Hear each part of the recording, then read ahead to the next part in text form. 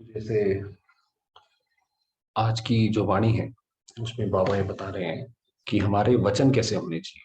तो आप देखेंगे बाबा की जो श्रीमत है वो बाबा ने हर बात के लिए श्रीमत दी हुई है कि हमें चलना कैसे है, उठना कैसे है, बैठना कैसे है, बात कैसे करनी है। तो ये आप जैसे कोई एक पर्सनालिटी डेवलपमेंट का कोई कोर्स होता है तो ऐसे ही बाबा हमारा क्योंकि देवताओं की तो पर्सनालिटी भी कुछ और होती है। तो अगर हमें वहां तक देवता बनने बाबा हमें बनाना चाहता है तो ओवरऑल एक होलिस्टिक विकास चाहिए उसके लिए। तो बाबा उसी के लिए बात करते हैं। तो आज बाबा इसी के बारे में बात करेंगे कि हमारे वचन कैसे होने चाहिए। तो आवाज में आने और आवाज से परे होने में कितना अंतर है, क्या इसके सब अनुभवी बन चुके हो कि जैसे अब बाबा तो हमेशा हमें आवाज से परे ही ले जाना चाहते हैं, तो इसलिए बाबा ही बात कर रहे हैं। माइक में कुछ आवाज क्लियर नहीं था, तो देखो आवाज अगर यथार्थ नहीं है तो अच्छा नहीं लगता है ना। यंत्र में जरा भी खिटखिट है तो ऐसी आवाज पसंद तो नहीं करते हो। ऐसे ही आपका ये यंत्र मुख भी माइक है, मुख भी माइक है। इस मुख द्वारा भी जब कभी यथार्थ व युक्ति युक्त बोल नहीं निकलते हैं तो उसी समय सबको क्या अनुभव होगा, वह उस समय आपको मालूम नहीं पड़ता है क्या। तो बाबा कह रहे हैं जैसे माइक खराब है, तो माइक खराब है तो जैसे अच्छा नहीं लगता सुनने में, आवाज खराब आती है। तो बाबा कहते हैं कि ये जो मुख है ये भी आपका माइक है। तो जब इससे भी जब आप आवाज सही नहीं निकलता है तो आपको भी पता पड़ता है कि सही नहीं निकल रहा है। जब स्थूल यंत्र का आवाज भी पसंद नहीं करते हो तो नेचुरल मुख द्वारा निकला हुआ बोल व आवाज स्वयं को भी और सर्व को भी ऐसे ही अनुभव होना चाहिए। तो जैसे हम खुद नहीं पसंद करते हैं, हमें लगता है ये माइक खराब है, ऐसे खराब है, तो बाबा कह रहा है ऐसे ही तो अगर हम कुछ गलत बोलें तो हमें भी अनुभव होना चाहिए कि ये हमने गलत बोला, ऐसे नहीं बोलना चाहिए। और अगर ये महसूस करो, अगर ये महसूस हो कि ये गलत है, तो उस घड़ी से ही, तो इस घड़ी से क्या परिवर्तन हो जाएगा, क्या जानते हो। इस घड़ी से सदा काल के लिए व्यर्थ बोल, विस्तार करने के बोल, समय व्यर्थ करने के बोल और अपनी कमजोरियों द्वारा अन्य आत्माओं को संग दोष में लाने वाले बोल समाप्त हो जाए।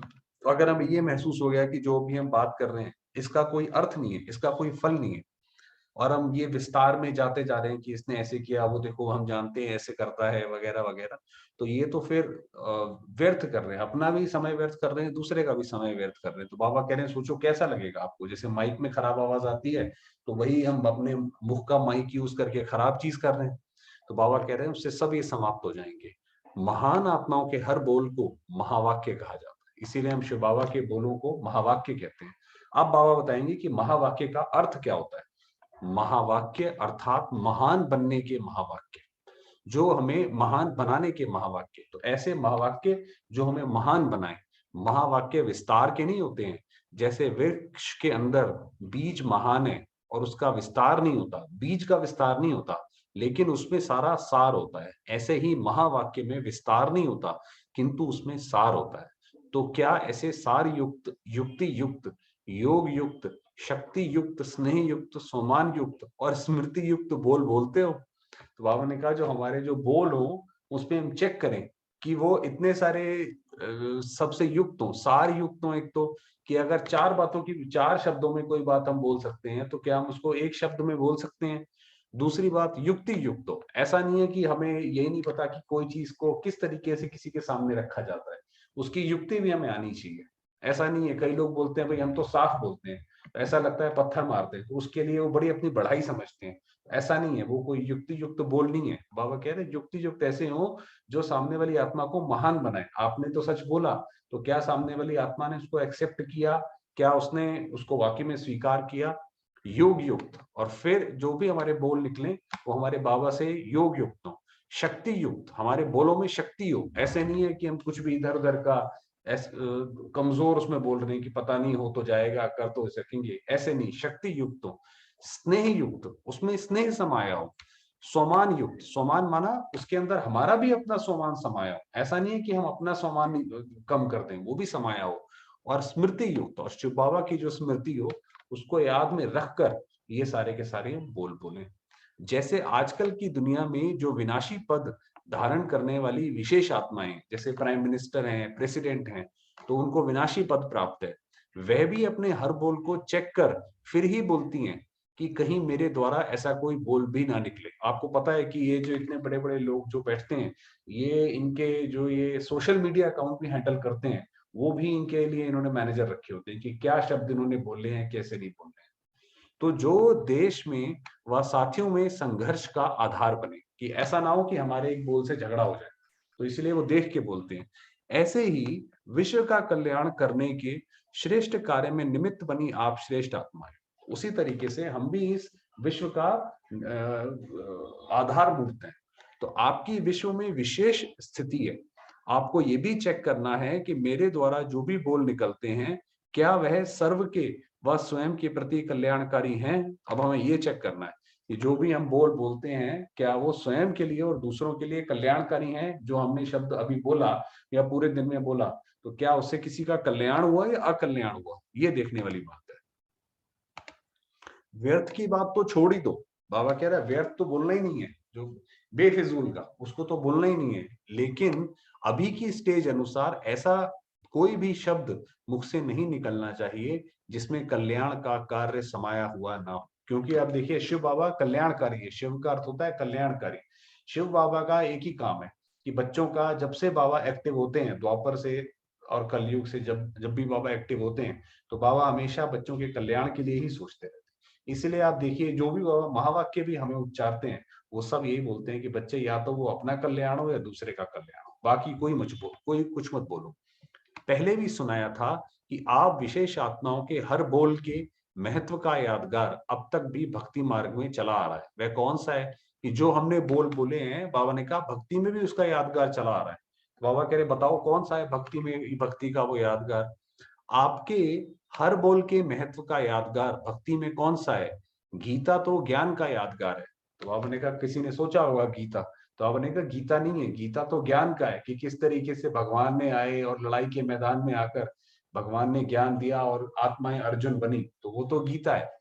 प्रैक्टिकल लाइफ में वह वर्णन, महत्व वर्णन करते हैं। देखो आजकल की भी जो महान आत्माएं हैं, तो भक्त लोग उनके बोल के पीछे सत्यवचन महाराज कहते हैं ना कि भाई कोई बहुत बड़ा कोई पंडित है, तो अगर वो कुछ बोलता है तो उसके लिए बोलते हैं सत्यवचन महाराज। चाहे व्यर्थ हो, चाहे गपोड़ा भी लगाता हो फिर भी समझते हैं ये महान आत्माओं के बोल है, तो ये महत्व रखते हैं। सत्यवचन महाराज का ये यादगार कब से आरंभ हुआ? पहले यथार्थ प्रैक्टिकल में चलता है, फिर भक्ति मार्ग में सिर्फ यादगार रह जाता है, यथार्थ नहीं होता। तो बाबा कह रहे हैं कोई भी जो यादगार जो बनता है, वो वास्तव में हम आत्माओं ने इस समय शिव बाबा के साथ रहकर करा है, फिर वो बाद में जो है भक्ति में उसका यादगार बनता है। तो ये जो सत्यवचन महाराज का जो यादगार है, जो ये कहते हैं कि भाई जो हमारे गुरु ने बोला वो सत्य है, उसके ऊपर कोई सवाल नहीं, तो वो अभी की बात है कि हमने ऐसे उच्चारे हैं महावाक्य कि वो हमेशा सत्य रहे हैं। ये अब बाबा आगे बताएंगे।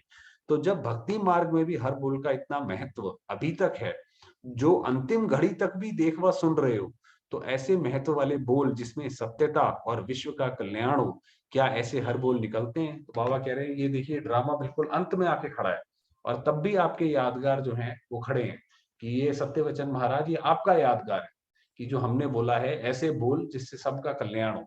तो बाबा ने कहा कि ऐसे आपको ध्यान रखना चाहिए। दिन प्रतिदिन नंबरवार पुरुषार्थ अनुसार जो महारथी व महावीर बन रहे हैं, उन्हों के मुख से निकलने वाले हर बोल सत्य हो जाएंगे। तो जैसे जैसे हम आगे पवित्रता हमारे अंदर धारण होगी और हमारे अंदर जैसे जैसे बाबा की याद पक्की होगी, तो जो हम बोलते जाएंगे, जो हम सोचते जाएंगे, वो सामने जैसे पूरा होता जाएगा। तो बाबा ने कहा ऐसे ऐसे होता जाएगा।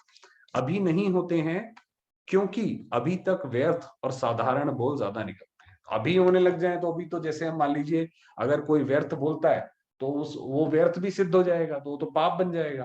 तो बाबा कह रहे इसीलिए भी सिद्ध नहीं होता है। आप जो है व्यर्थ और उससे छुटकारा पाओ तो आप जो बोलोगे वो सिद्ध हो जाएगा। जैसे कोई लेख व आर्टिकल लिखते हैं अथवा किसी पत्र पत्रिकाओं में प्रकाशित करवाते हैं, तो लिखने वाले बाद में फिर से चेक करते हैं जो लिखा गया है वह ठीक व प्रभावशाली है, जो लक्ष्य व टॉपिक है क्या उसी के अनुसार है। ऐसे आप भी अमृत वेले से लेकर रात्रि तक मन वाणी कर्म इन तीनों का लेख या लेखा लिखते हो, अर्थात ड्रामा के कर्म द्वारा ढूंढते हो। तो माना जैसे हम जैसे अमृत वेले उठते हैं सवेरे 4 बजे, तो बाबा कह रहे हैं अमृत वेले से लेकर आप भी ये जैसे वो लेख लिखते हैं, तो इसी तरीके से आप मन वाणी कर्म द्वारा भी जो एक तरीके से ड्रामा में जो लिखा है वो लिखते हो। रात को अपनी हर रोज की प्रैक्टिकल नोंद व लेखनी को चेक करो। तो जैसे आज पूरा दिन बीता, तो हम रात को चेक करें कि जो हमने बोला वो सब प्रभावशाली था, क्या उसने किसी का कल्याण किया या किसी का अकल्याण भी कर दिया।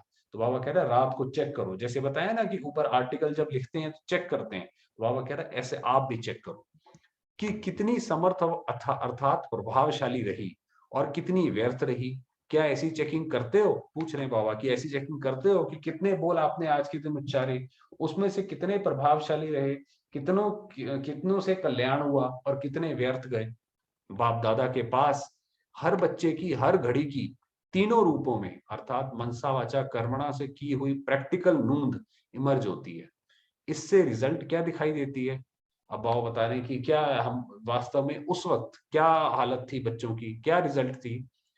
अब तक 85% बच्चों को आधी रिजल्ट व्यर्थ बोल व साधारण बोल में दिखाई देती है। इस हिसाब से अगर अभी से सत्यवचन महाराज हो जाए तो कई आत्माओं के पुरुषार्थ को हल्का करने के व पुरुषार्थ को साधारण बनने के निमित्त बन जाओ। वही बताया कि अभी क्योंकि कंट्रोल नहीं होता है, अभी भी साधारण बोल निकल जाते हैं, व्यर्थ बोल निकल जाते हैं। तो बाबा ने कहा अभी अगर वो सत्यवचन महाराज का वरदान अगर हमें मिल जाए कि भाई जो आपने बोला वो सत्य है, तो हमने किसी को बोल दिया कि भाई तुम तो चल ही नहीं सकते हो, तुम तो देखो सुधरते ही नहीं हो, तो वो सत्य वचन हो जाएगा, वो कभी नहीं सुधरेगा, तो ये तो उल्टा पाप चल जाएगा।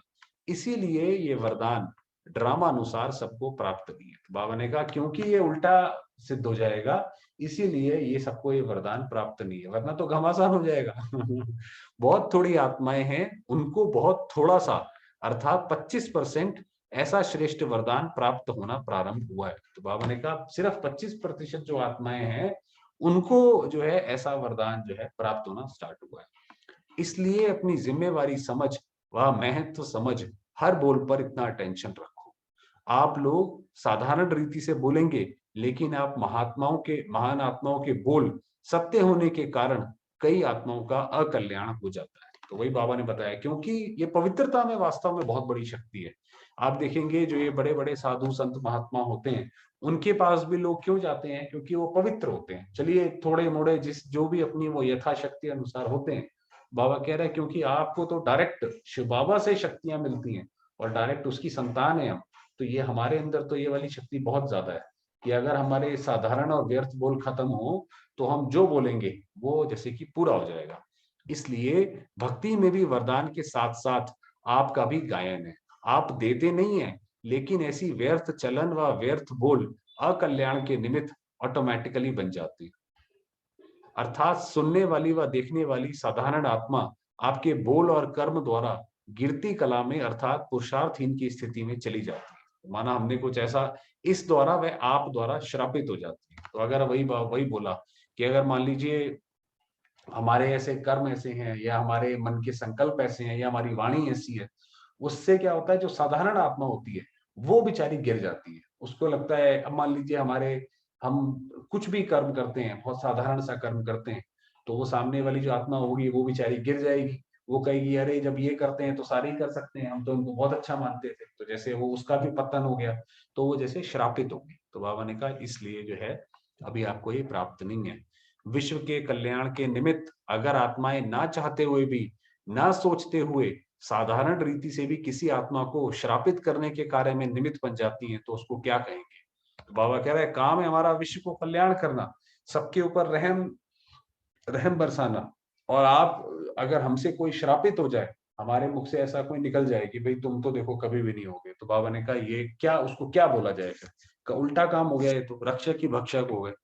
तो वरदानी कहेंगे क्या? तो बाबा ने कहा उसको वरदानी बोलेंगे। तो इतना अटेंशन और महीन चेकिंग वर्तमान समय बहुत आवश्यक है, क्योंकि अभी आप लोगों का श्रेष्ठ जीवन विश्व की सेवा के प्रति है। तो अभी हमने जो जीवन, हमें हमारा जो जितना भी बचा है, जो भी है, वो शिव बाबा को हमने समर्पित किया है, विश्व सेवा के लिए समर्पित किया हुआ है। अभी तक स्वयं की सेवा के प्रति व स्वयं के परिवर्तन के प्रति व स्वयं के संस्कार और स्वभाव वश अपने आप को ही बनाने और बिगाड़ने के प्रति हो, तो अभी वह समय बीत गया। तो बाबा कह रहे हैं अगर आप अभी भी ये समय अपने लिए यूज कर रहे हो, ये बिल्कुल ही बीत चुका है, खत्म हो चुका है। ये तो 1974 की वाणी है जब बाबा ने सुनाया था। तो अब तो बिल्कुल भी ऐसा समय नहीं, अब तो सेवा करने का समय है। अब हर श्वास, हर संकल्प, हर सेकंड, हर कर्म, सर्व शक्तियां, सर्व ईश्वरीय संस्कार, श्रेष्ठ स्वभाव व सर्व प्राप्त हुए खजाने विश्व की ही सेवा के प्रति हैं। तो हमारा हर श्वास, जो भी, जैसे वो दधीची ऋषि का मिसाल है, दधीची ऋषि के लिए कहते हैं कि उसने अपनी हड्डियां तक यज्ञ में स्वाहा कर दी थी। तो वास्तव में वो हम दधीची ऋषि हैं कि हमारे पास जो भी धना कणा दाना जो भी है, वो सब कुछ जैसे विश्व सेवा के लिए समर्पित है। चाहे हमारा श्वास है, हर सेकंड है, शक्तियां हैं, या जो शिव बाबा से हमें जो भी प्राप्ति हुई है, वो सब कुछ विश्व सेवा के लिए है। अगर अभी तक भी स्वयं के प्रति लगाते हो तो फिर प्रारब्ध क्या मिलेगी? तो अभी हमने अगर दूसरों को दिया ही नहीं, प्रजा तो जैसे हमने बात करी है, राजा वो है जो प्रजा को देता है। अगर हमने दिया ही नहीं है तो फिर हम कैसे आगे जाके राजा बनेंगे? मास्टर रचयिता बनेंगे या रचना? रचना स्वयं के प्रति ही होती है, परंतु रचयिता रचना के प्रति होता है। वही बताया कि जो सतयुग में जो राजा होता है वो कोई प्रजा से टैक्स नहीं लेता और उसके बाद ही उनके ऊपर हुकूमत करे, ऐसा नहीं होता वहां पर। वहां पर वो सिर्फ राजा देने वाला होता है।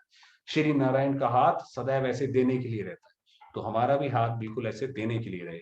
जो अभी ही मास्टर रचयिता नहीं बनते तो वह भविष्य में भी विश्व के मालिक नहीं बनते। वही बताया कि अब हमें रचयिता बनना है, तो रचयिता बन के रचना को देना है, दान देना है, देते चलो देते चलो। जो आपके सामने आए, कोई सुख, कोई शांति, कोई प्रेरणा, कुछ ना कुछ सबको देते चलो। चलिए अब थोड़ी देर बाबा को याद